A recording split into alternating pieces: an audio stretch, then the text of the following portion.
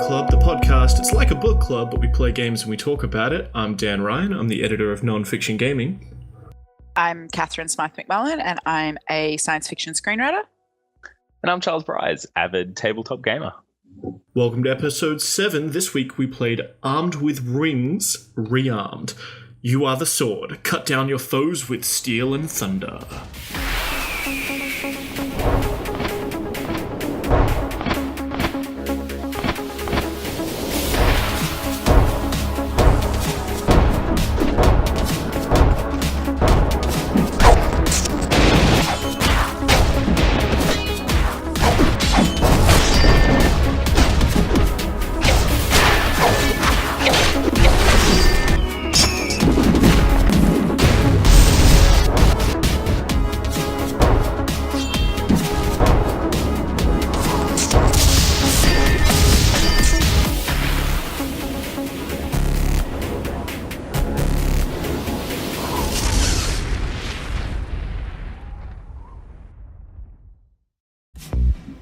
If you're still with us, we are talking about Armed with Wings Rearmed. It is the 7th game on Game Club, the real Game Club.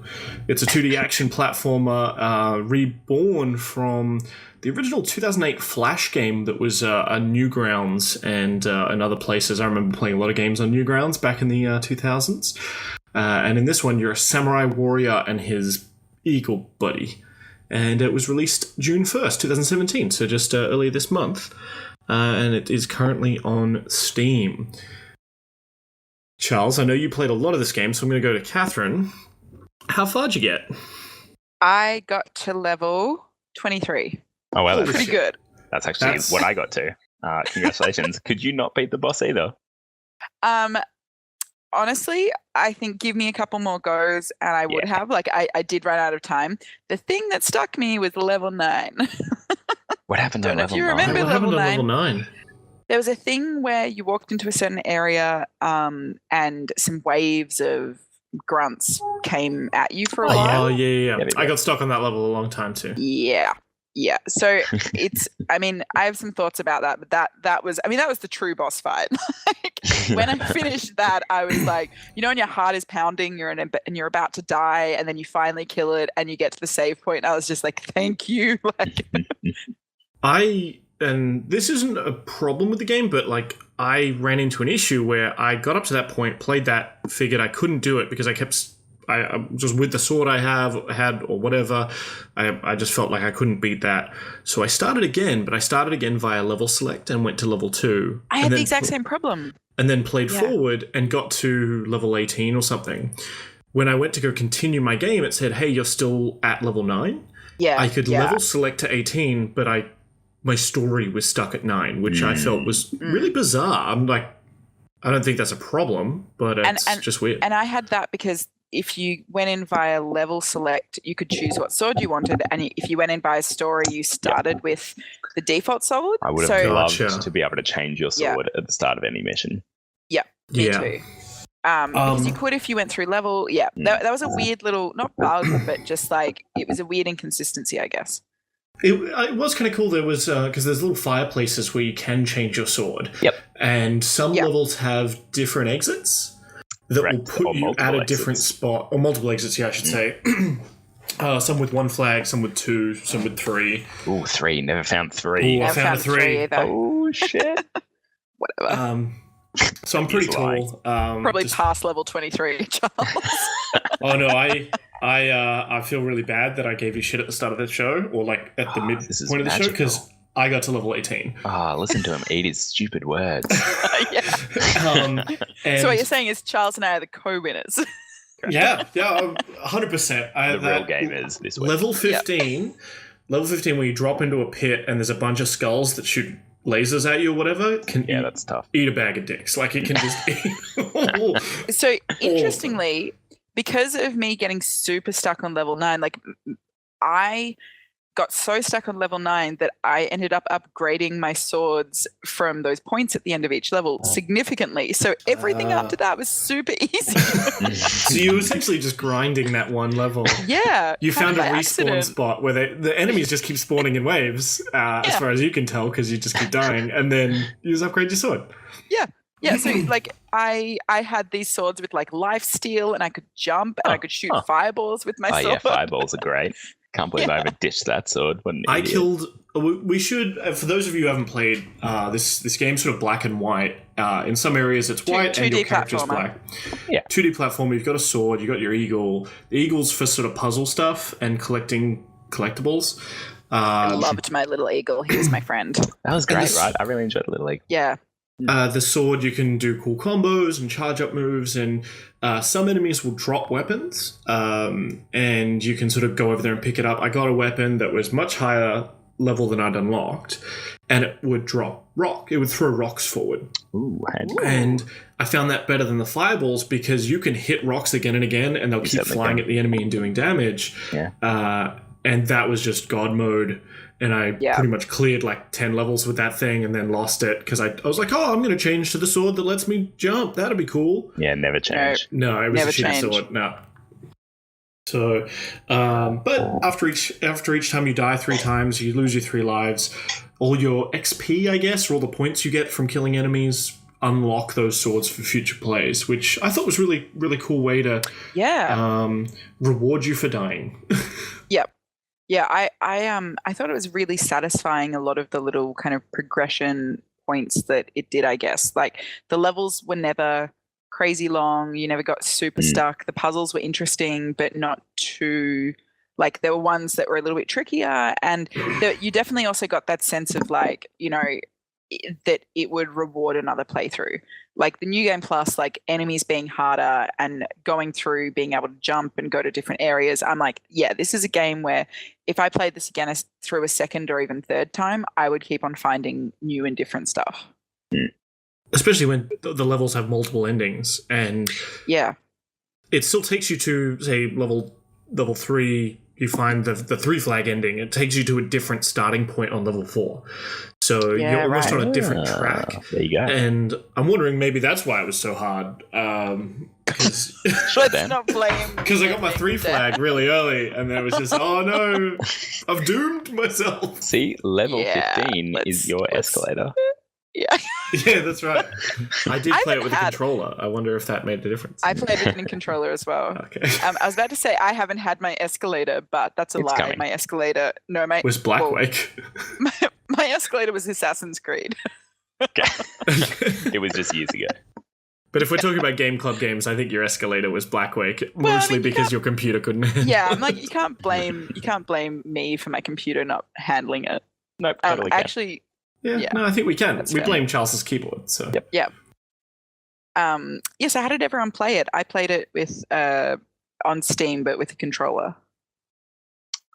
You know how I play everything because I'm a purist. I played with an Xbox controller on the PC. Yeah. No, gross. Nice. Gross yourself. Gross right back at you. I also I don't know whether it's just because I'm bad, and it probably is. But I spent a good amount of time playing this game, and I would just get caught either between 2 enemies, or I just get hit faster than I could hit them. I tried dancing around, dodging, and then coming back in with combos, and they just get interrupted, and I would die. Did you know that if you hold down like S and down, you do like a charge up shot? I did. Okay, just often. Often I would hold down that charge up shot, and some of the enemies are smart enough just to wait outside. They just wait outside that range, and they're just like, yeah, we know what you're trying to do. I and really did you know enjoyed about that. blocking? Yep. Yeah. So you can hold the right trigger for me to holding the right trigger to block. Here's the issue that I had that I think Dan had as well, is that this is not the kind of game that we play. And it's a kind of game, different games take different levels and types of skill. And a 2D I'm not a platformer. comboer.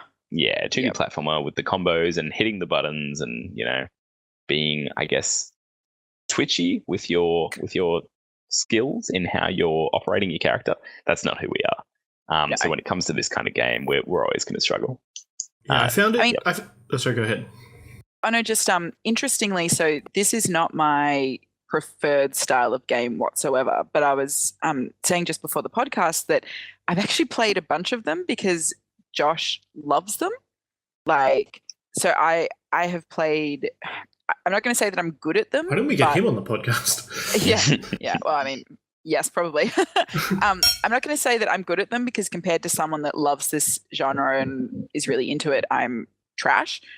But there are certain skill sets and certain rules once you've started to play a few of them that you kind of, you start to get into the rhythm of how levels work. Or like weirdly it reminded me a bit of Donkey Kong, where it's like, oh, if I turn back this way, I bet there's a secret tunnel here.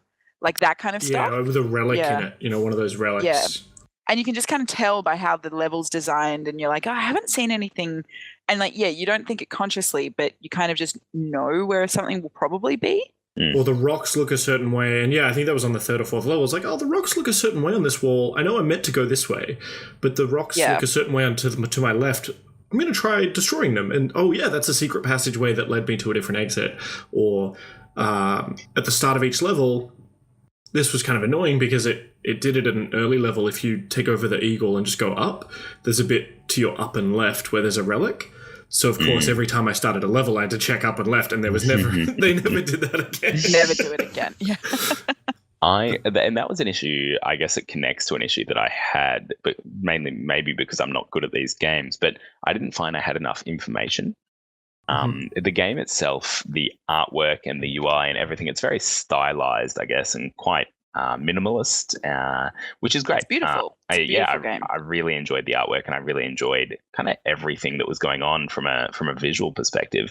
But in regards to a feedback kind of information perspective, I felt like I didn't have enough. But maybe that's just me.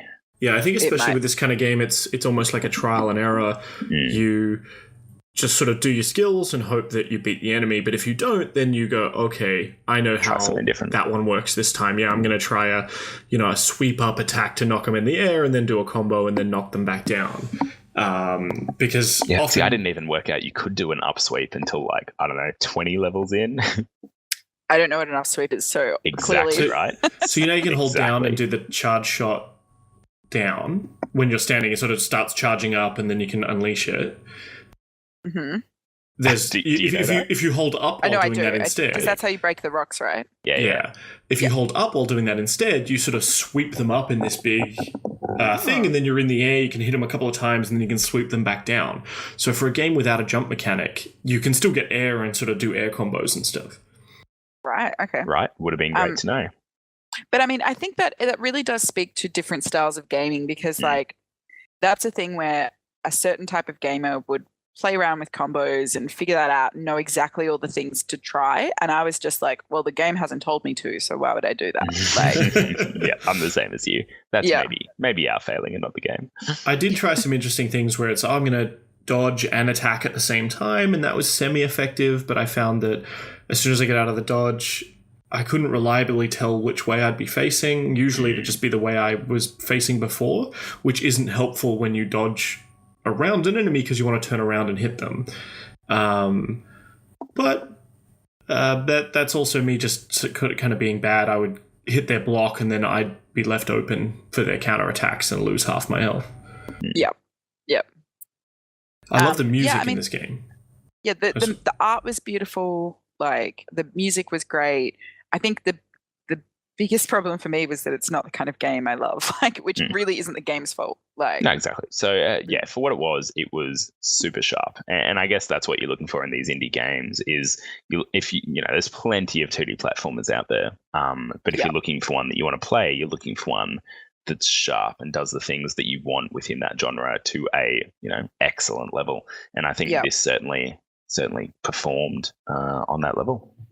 And I think something I really like as well, like we've talked before about how the games that we're choosing to play these days, we're busy, we work, one of us has a spawn, are games that are discrete chunks and achievable. And definitely. This is a game where there are 40 levels and you can finish it and then you can do the harder mode and you can play with different characters and all of that stuff. But you can still have finished a game and have gotten a lot out of it in only a few hours. And I don't mean that in a bad way, because I think there's a lot of replayability if you really, really wanted to go through and play it on hard mode. But yeah, it didn't make me feel like Skyrim does, which is the deep anxiety of like, I'm going to have to give up a year of my life. And what you said with the replayability, Catherine, there's multiplayer mode as well, which I didn't get a chance to try because I don't have friends. But that could be really interesting. We should have tried it when we were over the other night before we went to Beta Bar. Seems like a thing we should have done. That's true. Well, I think it has online multiplayer. I don't think you have to play it on the I thought it had to be LAN, because I did see that. Maybe. I just also didn't have friends. Nice. We should test that. That seems like a thing we should test. Yeah, maybe we'll do like a game club extra. Part of some sort of review program. Yeah. Maybe we should play the games that we discuss. Yeah, I actually just watched some YouTube summaries. Yeah. I did watch someone playing on YouTube, and they had in brackets futile. I'm not sure if that's like the new Game Plus mode or like one of the harder modes. Yeah, I think it is. I think you unlock it after you do hard, I want to say, maybe. Sure. Yeah, that guy had skills, and I was just like, oh, wow, okay, so, I mean, people can play this game. This is play it. Yep, this is for people with skill. I don't know. I obviously never played the original on Newgrounds, and I didn't really play these kind of platforming games. I know you guys sort of mentioned the same thing. I think Catherine's probably the one closest to this kind of genre by osmosis. Maybe the one that's played the most. Yeah, that's very strange. I had a good chat with Daniel Sun. So obviously this was made by Sun Studios. Daniel Sun is the sole developer, though of course he's I believe he's contracted people out for design and music and things like that. Really cool dude to chat with, and it got a PAX Uprising award, I think, in 2015. Oh, nice. So it's been a long time in development. Officially launched this month, but I'm super glad we played it. Yeah, I had a really good time. Yeah, definitely. We got sent a couple of codes. He sent us a couple of review codes. I feel so legitimate as a podcast. Look at us. Well, technically, he sent them before we. I think he didn't mention the podcast. Just ride with them. So shout out to Daniel Sun. Daniel, of course, great name. So he's an Australian developer too, isn't he? Yeah, that's right. Yeah, I think he's based in Melbourne. For me, that makes such a difference. Like, I don't know why, if it's some kind of nationalistic pride in nerd form, but if an Australian has gone out and made a game, I am so much more likely to buy it and play it. Because I think we have to, build our own local industry, I guess, and support it. And also just like, this is an incredibly polished game. Like, it didn't have any of the stuff that I often get when I play an indie game where I'm like, okay, well, the UI is a bit off center, but that's fine because I know why. Like, it's just a 3-person team. Like, no, like this was one dude. This game does not feel like a game made by a 1-person team with, obviously artists and music people. It feels like a polished game made by a small studio team. And I think, all credit to him for making something that's very entertaining and very playable. Yeah, I hadn't played it in the early access in the beta, but I had seen bits of it, and even then, I guess maybe because it's been in development for quite a long time, but as you said, it's a very polished, clean-looking game, whether it's partly due to the aesthetic as well. I think he's chosen a really good aesthetic of that black and white, that contrast. That kind of game. Yeah. Exactly. He's not trying to make some hyper-realistic, uncanny valley game. He's chosen a style. It's very much like Limbo, of course, a lot of people sort of see that as like an action Limbo. You go in, you're like, wow, I know exactly what the enemies are. I know what everything is. I know what I am. Oh, these puzzles are pretty self-explanatory to begin with, and they ramp up very slowly. You're never concerned about what you're seeing. Like, it's never unclear what you're looking at. Yeah. There was one little issue. Let's move into, because we always talk about what are some things that you would change, or a couple of gripes. Yeah. So, and this is, I think, comes down to being an indie game developer, is you've got to know your limitations. And for me, the dialogue at the start of the game. So obviously the story is a tiny, tiny part of it because it's an action game and it's a 2D platformer. But I mean, if you're going to throw a story in there, make it good. I mean, if there's no reason for it not to be good, it's so easy to make it decent. And the dialogue at the start was just poor. I guess. Also- it was embarrassing. also And it for would have been me- so easy to make it good. When I played a game by a studio, the game was called Year Walk. I'm trying to remember the name of the studio. It was a Swedish one, I think. But I play games so much because of the narrative, and all it would have taken to get me more invested is like not in between every level, but every so often having little snippets of story. Like that's all I need to keep me kind of interested in. Oh, if I finish this level, I'm going to get a little cutscene. And I kind of missed that. I would have liked it. Yeah, it would have been nice. Maybe to go on your thing, Charles, of like the limitations, and maybe even to combine your ideas into kind of this alchemy into an amazing idea. Maybe cutting Not back. go too far. Yeah, cutting back on the original. Yeah, the intro cinematic, I guess, is okay. Maybe cutting back some of that though, and revealing the story as you go, as opposed to you are on this revenge thing. And they lay out not a lot of exposition, but it kind of feels like it. It's, you're in this battle and, you're dead and we're going to send you back and you'll learn more. Maybe they could have spaced that out a little. Maybe start it with, you kind of remember a thing, but you Kill get billets. Yeah, you get snippets each level, and that kind of drives you forward. You're recovering your memory and recovering the knowledge, and that'd keep someone like Catherine interested, or at least interested in watching the YouTube version. I played. I played more than you, apparently. Definitely. I wasn't being strung along for the narrative or disappointed by it, but I think that could be a fun little thing. Yeah, definitely. My advice to indie gamers though in the meantime would be, if you got like a writer friend or someone who's dabbled in that area, just run your dialogue past them and be like, is this really cheesy? And if they go yes, just tweak it. Just listen. I think it's because often like designers are often semi-writers, like choosing which enemy or choosing the look of something is kind of the same thing that a writer would do in a script. Yeah, whereas like it's if a designer isn't an artist, they're just going to go pay someone, whereas most designers write their own narrative, and that can sometimes be great and sometimes be awful. So indie game studios, if you have a bit of money, I know you want to put it into marketing, you want to get those big sales, but there is this screenwriter you could probably pay.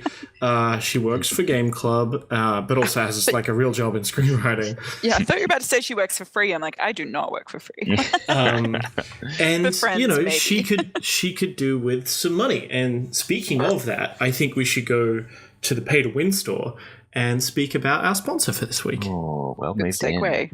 Yeah, it's his challenge every week. Yeah. So, Charles. Yes. You're a big fan of audio and podcasts and audiobooks. Yeah, that's what I do. Did you know that you and the listeners of Game Club can get a free audiobook from Audible if they type in www.audibletrial.com/gameclub? Damn, that sounds amazing. You're telling me I could have something for free? Absolutely for free. Madness. Free trial at Audible. So convincing. I know. And I was actually looking the other day, because I know Catherine's just listening to the same old shit on Audible every single week after week after week. But you could try something new. Catherine, could you suggest something new for the listeners? I could suggest something new. I think that you should go and listen to Fantastic Beasts and Where to Find Them, because it is read by Eddie Redmayne, who obviously starred in the film, and it is meant to be a very highly, well-produced audiobook.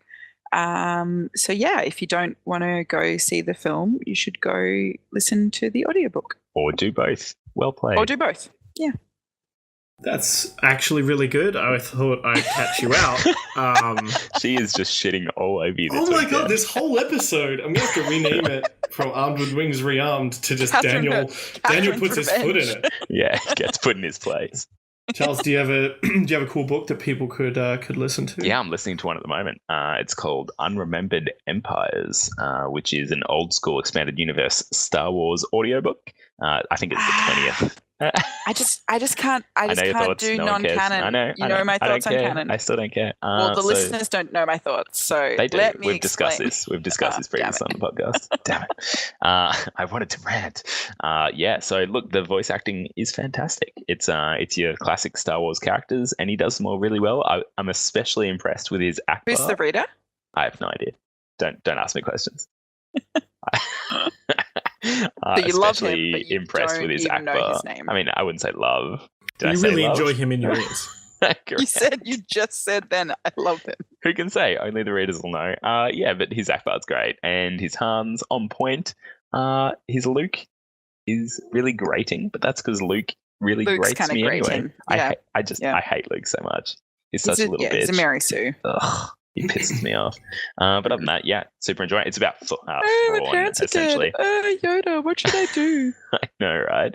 I'm sure this is what Audible wants to hear on the sponsorship, the bit of ad copy that we're reading out.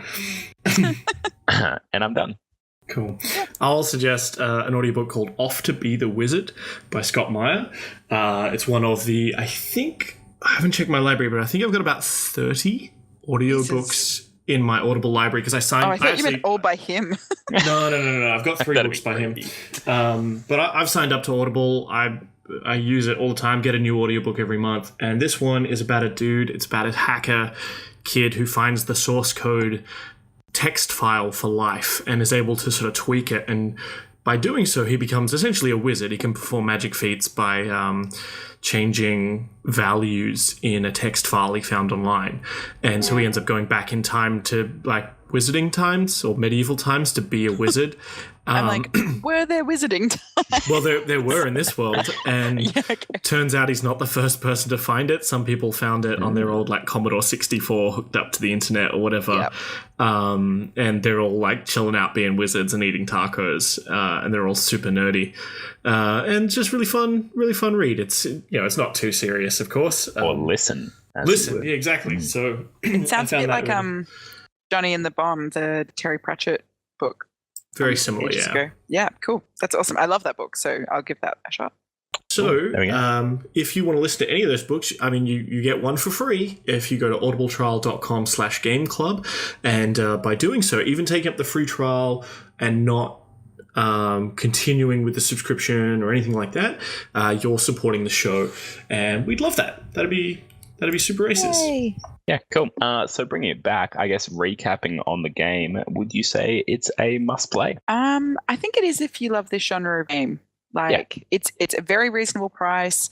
It's really polished. There's a lot of replayability. If you love 2D kind of, I guess, not puzzle platformers, but a 2D platformer with a puzzle element, then I think you'll enjoy this game. I think so. I would say if you're keen to play an Australian game, it's really great also. It's definitely one to look out for and get involved with. Yeah, I'd say let's definitely give a go. From what we've said of it, you will now know if you want to play it or not, I think. And even just looking at the YouTube videos, you'll go, oh yeah, this is the kind of game I'm really after. It's only $8 US on Steam. Still upset that Steam doesn't have Australian dollars for us. And going back to earlier fork in the conversation about would you watch something if you hated the person behind it, Daniel Stern's a really cool guy, so you should probably just play it anyway, I guess. I don't know. Yeah, sure. But I like the cheesiness of the start, the story behind it, what there is, and just that sort of idea of this black and white, you're a samurai just carving through people anime style. I had a lot of fun with it, even though, as I've explained, I'm terrible at it. Apparently, it's coming out to PS4 and Xbox One in the future as well. I did not think I would be the best at playing this. This is very surprising. That's amazing. Is it going to mobile? Any word? Not that I can see. I feel like you couldn't. Really? I'm an iPad gamer, but combo-based games are really hard to port. Yeah, sure. That makes sense. Very good. All right. I guess that's that. Well, do we want to move on to the quiz? Oh, no. What about the game recommendations? Game recommendations. Damn it. I'm just really excited about Game recognized game. Catherine. So I've got a fair few, actually. If you like this game, I can recommend a fantastic game called Ori and the Blind Forest that I actually loved. It's a puzzle 2D platformer, gorgeous art. So this would definitely be, can't recommend that game more highly. Another game called Rogue Legacy, that again is a 2D kind of, platformer, but it's basically you keep on dying, and every time you die, your ancestors get some of your skills and get a little bit better. So again, it's very much focused on that New Game Plus aspect. And then just a really obvious one, which is a 2012 game called Mark of the Ninja that has it's not identical, but it's definitely in the DNA of this game in terms of you're a ninja and it's black and white and it's 2D and things. So it's a lot bigger of a game, but it's a lot of fun. Cool. I'm going to recommend just watching the TV show Samurai Jack, as I feel that would really get you in the mood to play this game. Because it's essentially the same kind of thing. Samurai Jack is on this revenge story in a weird, bleak, black and white world to fight Aku. And he's just super badass with a sword. I'd also suggest, even though it's not a 2D game, something in the Ninja Gaiden or Devil May Cry series, if you're looking for that Twitch combo jumping around platformer. Those are more in the 3D space, but you're still fighting hordes of enemies, and it's about using lots of different moves and combos to keep a combo meter up and sort of do more damage that way. And I feel that this game is sort of leaning towards that. Very good. I'm going to recommend two. The first is Magica, which is a great little game. Once again, just super polished. It's about wizards. If you haven't played it already, you really should. It's not 2D, but it's not quite 3D, I guess. It's top down. I have a Magica bathrobe.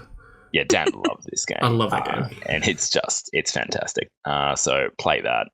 And Limbo is the other one, which Catherine was going to mention, but I'd already written it down. So you can just eat that bag of wholemeal bread, Catherine. And essentially, it's just. I love bread, so that sounds great. Wholemeal bread, though? Ugh. Yeah. Bread makes you fat. There you go. Thanks, Dan. Dan. So yeah, Limbo, black and white. Again, really stylized. Great puzzle, great little story to it. You should. Magic and Limbo are just two games that you should play. Limbo is terrifying. Also, there was this spider that dark. Yeah. And then there was the fake spider that wasn't a real spider. Oh. Limbo was great, but traumatizing. All right. Is it quiz time? Quiz time. Wonderful. So it's my turn to do a quiz. And the background of this quiz is that E3 has been full of awkwardly named things. And this has been a bit of a theme of our show over the last few episodes with Horizon Dawn Horizon being a wonderful example. And of course, the other being Warhammer games. So the quiz we're going to do today is I'm going to give you the name of an item that was announced at E3 or is a recent addition to the gaming world. And you're going to give me a better name because the names that they've come up with are utterly terrible. I feel like this quiz is maybe biased against me. Quite possibly, but either way, I think we're going to have a bit of fun. Can I also just ask, are you by omission but still kind of making Armed with Wings Rearmed sound like a terrible titled game? I'm not going to answer that question. On to the quiz! So the first one that I want to talk about is the next generation of consoles is coming out. PS4, I think have named theirs PS4 Pro. Sure, not overly creative, but that's fine. Xbox, in classic Microsoft fashion, have come out with Xbox One X, which just boggles the mind. It just rolls off the tongue, doesn't it? So the quiz to you, and I will be the judge of which one is better, is Catherine and Dan, what would you name the next generation of Xbox instead of Xbox One X? Go. I will let Catherine go first. Yep, you have 5 seconds to think, Catherine. Triple X, The Return of Xander Cage. Ooh, pretty good. It's fresh. I think I already sent mine to you, Charles, which I don't need another down. Lowercase x, and then Xbox One X, lowercase x. So more X's. Ooh, well, because probably choice. Xbox One X was taken, so you got to put lowercase x's on either side. I see what you've done there. Or like 1984, like your birth year. Yeah, very good. And then 420 Blaze it on the end as well. Yeah. I'm going to give this to Catherine. Look, I think XXX Return of Xander Cage might be patented or trademarked. I'm not sure Microsoft's going to be able to use it. Too late, Dan. I'm not a lawyer. Moving on. All right. The second one is there's a new title coming out called Days Gone, which looks like a really fun zombie kind of open world game. However, the character in it is named Deacon St. John. Classic weird character, main character naming. Just the worst. So, Catherine, you are to think of a character name. I want first and last name that you would put in a zombie game. You have 5 seconds to think. I want to go first. I'm going to just come in here. All right, Dan, do it. Instead of Deacon, I'm going to put it Duke John St. John, and it's going to be voiced by John St. John, the guy who voiced Duke Nukem. That's pretty good. That's well for that, Dan. You've looked at these previously. All right, Catherine. Mine's going to be Jack Steele. It just sounds like, it sounds like the kind of person where I want to hit zombies in the face using that guy's fists, All right, well, this isn't an 80s porno film, so Dan, I'm going to give that one to you. Woo! What was it again? Duke St. John John I St. can't John. even remember his. I knew it was awesome. I'm a killer for Duke. It just gets me every time. Yeah, always bet on Duke. Yeah, that's it. All right. And number 3, a classic staple of this show has been mocking Warhammer titles. So we have Total War Warhammer 2. They've made it. They're making a second, people, using, of course, the exact same engine as the first, because do what they want. So, Catherine, you're first this time. Can you come up with a better name for the next Total War Warhammer sequel? Total War, The Rise of the Warhammers, the Machines. Ooh, edgy. Who knows where it's going? Yeah. Dan. Not me, that's for sure. No, definitely. You didn't know where your title was going. Let alone the game I premise. did not. Over to you, Dan. Hammer of War, Total War, Warhammer with Wings, Rearmed. Oh, I want to say that's worse than the original. I'm going to give this one to Catherine. Yes, I just want to know what those machines are doing. So Catherine takes out our a this our naming fourth quiz? competition. Well done, Yeah. Catherine. It's really good at now. naming. I'm not sure if you know. Very good. And I'm done. That's okay, it. that was a really good Nice. quiz. I like that. Yeah.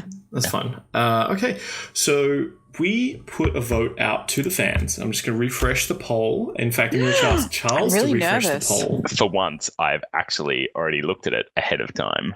Have Madness you- Oh my God. Organised. So we got 28 This guy. votes. Can you run us the votes from least to highest? I certainly can. So with the least votes was Papers, Please, with 7 votes. God, I'm really nervous. I want to play Sunless Season. The game with the highest votes was Sunless Sea with 12 votes. Yay! Yeah. Which I'm really excited about because I actually already played like an hour of it today and super enjoyed it. I think if you could do a slash blade on my Sunless Sea, probably hitting about 60 hours. Wow. Yeah, mate. I've played a That's lot. fascinating. Yep. So it's See- I have a lot of thoughts. My slash played is all over the place because mine says I played Armed with Wings for 20 hours. And Yeah. That can't be true. I want to talk about what Dan's Level Steam 50. playtime is probably saying. So I'm sitting at home. This is completely off track. I'm sitting at home and I'm seeing that Dan is playing like Dungeon Defenders. Now he's playing RPG Maker. Like, what's going on? So And he's at work. Yeah, it's So- like 7 in the morning and he's at work. And I'm like, Dan, Dungeon Defenders, what's going on, bro? And he's like, no. It's a program that I downloaded to play games for me to get me Steam cards. Okay, to be And what- fair, I didn't even what does say Steam any of cards- that. I just linked you the article I'd written about Steam Idolmaster or whatever it's called. Assumptions were made, Dan. Yeah. Yeah. There was an implied me arguing for its for how no, it's fine. Like, no, it's fine. It's totally not shameful. It's fine. Is the thing people do. Yeah. Yep. Do they though? But again, what are Steam cards? Like, why? Like, I know what they are. Like, they're collectible things I Why sometimes do you need randomly Steam get cards, in my Dan? inbox. Yeah. Okay. If I don't want the Steam cards, I can just sell them and get some money on my little Steam account. Just a little bit of money here and there. Who's gonna buy Is them? it like $2? Not even. I think it's more in the realm of like 10 cents per card. Okay. However, I have 224 playing cards currently.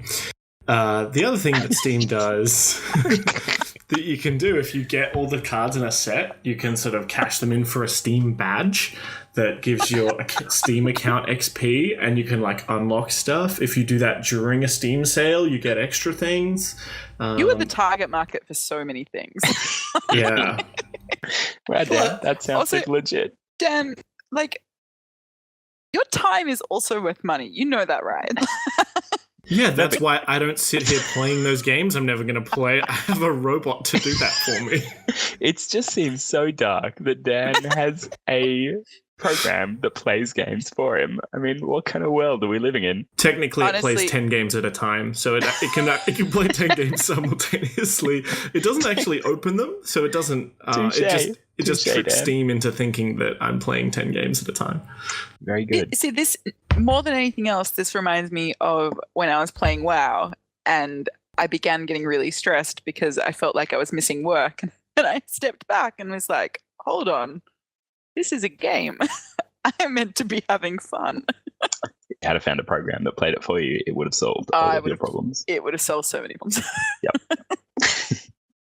Yeah, I actually Yeah. had forgotten about it for ages, but had watched a video, I think the Jimquisition, where he's talking about how all these shitty games were coming through Steam just as a way to sell Steam cards. Because if you sell a Steam card, let's say I sell one to you, Charles, for 5 cents, or put it on the market or whatever, people collect these things. A minimum of 2 cents gets taken away from that transaction, and 1 cent goes to the developer, 1 cent goes to Steam. So they're creaming a percentage off the top of every single trade, essentially. It would be a Anytime these tiny cards trade percentage of hands. Steam users, though. Probably, but the marketplace is pretty big. Because it is that sort of collector mall. I need to, you only get like 4 cards of each game you play, but you need like 6 to 10 cards to finish a set. So it encourages that collecting. It's like the penny arcade pinning. Like, I'm pretty sure they make more from those pins than they do some some other pretty big parts of their business. Like, I'm not going to say more than PAX, but like, yeah, their pinning stuff is kind of a thing where I look at it and I go like, yeah, this is just because people like collecting. Like, it makes sense, but Humans just love yeah. collecting things. Also, people like free things. So not free. No, the Steam cards are free. Oh, right. Yeah. The Steam cards are free. Like, you get them in your inventory just for playing. Yeah. I have a bunch of games from mostly Humble Bundles that I'm not going to play, or that I got in Your packages. robot will. But my robot will pretend to play them, and I will get those cards. And I can, trade them. My brother collects these things as well, so like I'll he plays a lot of Dota and stuff, so I'll send some of the stuff to him if he wants it. That's a fun little, meta game on top of Steam that I'm sure, people spend real money on, but I'm happy not spending money on those Magikarp berries or whatever the fuck. You cannot sit on a high. touche. You cannot sit on your high Gyarados. Wonderful. So that's that. I just wanted to bring that up, but I guess we'll wrap this up. So the next game is going to be Sunless Sea. So if you're playing at home, it was on sale on GOG or GOG, whatever it's called. Recently, it may still be. So jump on board, grab it, play along with us, enjoy it, and we'll chat about it in a couple of weeks. Yeah, I think it was 65% off or something. There's a link to it in the Facebook group if you want to join us in there, or I'm sure you can find it. It's also pretty playable on the iPad. That's good. Yeah. Please rate and review us on iTunes because it really helps the podcast visibility. We got a couple of lovely reviews. The most recent one being from Mac. And it says, loving the podcast, loving this podcast with 3 exclamation marks. These guys really make my day with another exclamation mark. So I'm reading this correctly. Listening to the team is becoming a regular thing. Keep up the good work. So thanks, Mac. So positive. Yeah, just I think 3 exclamation marks is the sign of a broken mind. I use but it a mind all the time. that really likes us. Yeah. I'll take it, broken or not.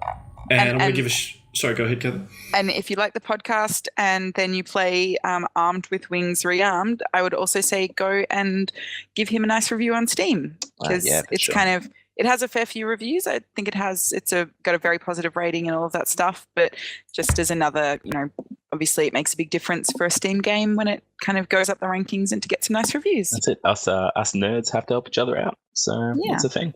All ships rise together. We can all, for very little effort, just sort of help out the things we enjoy, and then you'll see more of them. Yeah, good. Speaking of, I want to give a shout out to AGPN, the Australasian Gaming Podcast Network. So thanks, guys, for more good gaming stuff. I know you're only listening to this podcast because we're your faves, but they're okay.